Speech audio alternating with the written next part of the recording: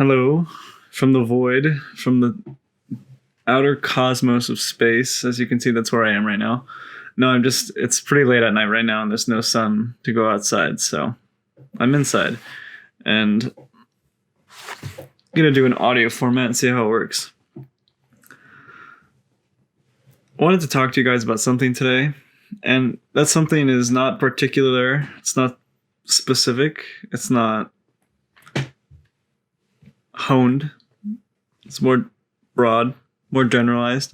And the reason for that is because I don't know what I want to talk to you guys about exactly. I just have a few scattered ideas, and I figured I would discuss them, and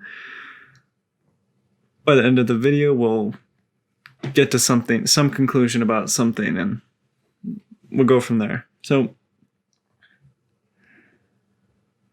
I guess the topic I wanted to talk to you guys, the viewers, about today is it's one I've been reading about. It's one I think it's not talked about nearly as much as it should be. And it's the concept of what you do and why you do it. There's an old saying of you are what you eat. I remember as a kid, I used to eat tons and tons of watermelon, right? And, like watermelons have the seeds. And I was terrified that I would grow a watermelon inside of me, or that, that I would turn into a watermelon. But I didn't. Okay, short. I'm not a watermelon. Long story short. But there's some merit in that, because I'm sure as you guys know, doing too much of any one thing is harmful. Like, drinking water is generally considered good by most people, but drinking too much water is bad. Objectively, it's bad for your health. Balance is important. So instead of talking about food, I want to talk about technology. And the reason I mentioned the food story is because it's very similar. I'll give you an example. So the common thing that a lot of kids meaning teenagers or younger, or honestly into kind of early adults, like 20s, and honestly adults like probably above 50, they use a lot of social media on their phones, for example.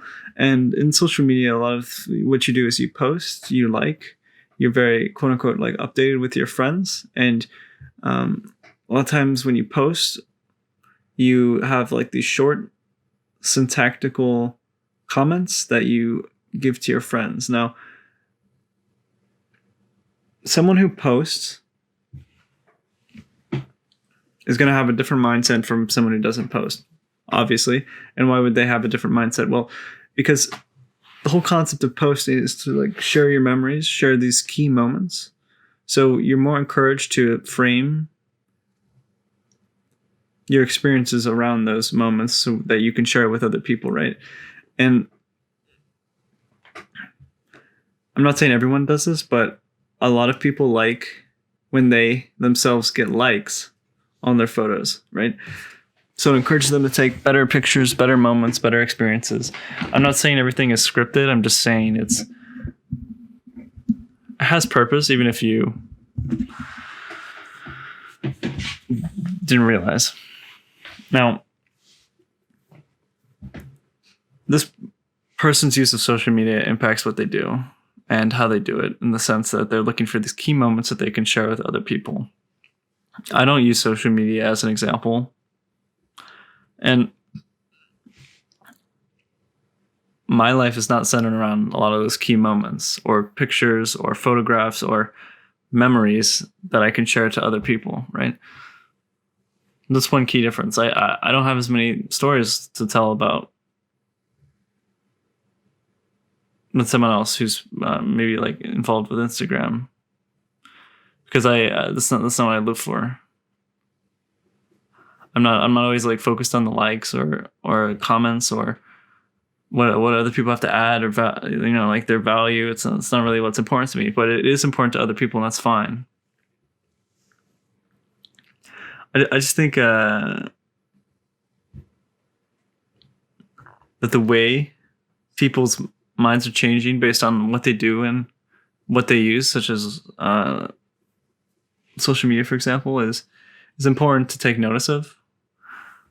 I'm reading a book, and it's called The Shallows, and it has a longer title, but it's called The Shallows. It's by an author named Nicholas Carr, and it's about how different technologies changed the world. And it's crazy to think that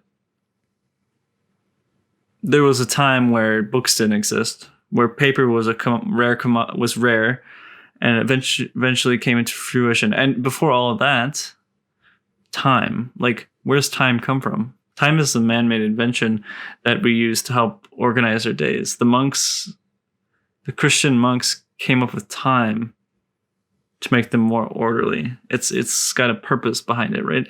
And there's a time before we had the internet. There was a time before I was able to call my grandparents on the other side of the world. You see what I'm saying? Inventions, they change how we act as a society and how we function and what we do.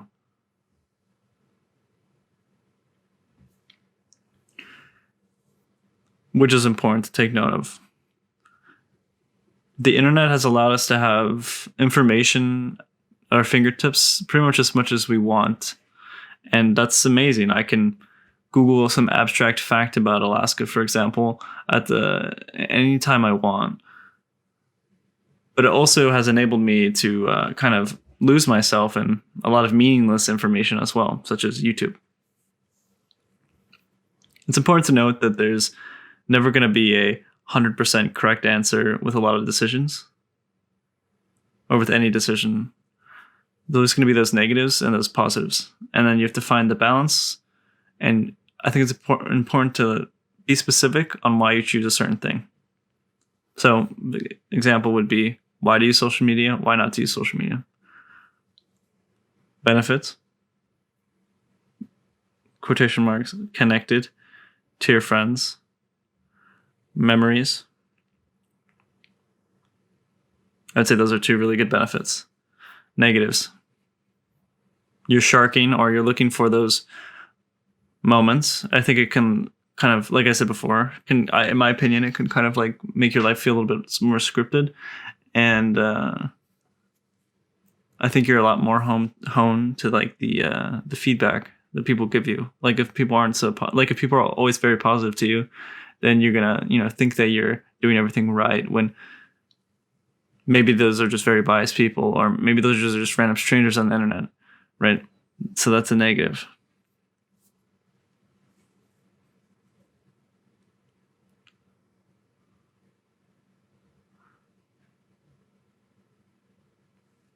And I'm not saying that you shouldn't use social media. I'm not saying that you shouldn't use the internet. I'm not saying that you shouldn't read books. I'm not saying you should do any of those things either. It's just it's interesting to think about how there was a time where time didn't exist. Isn't that weird?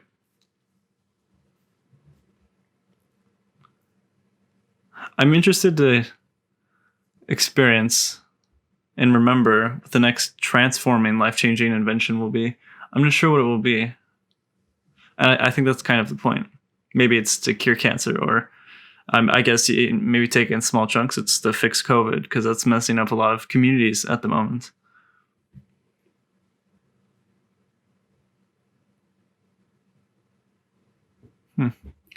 Something to think about.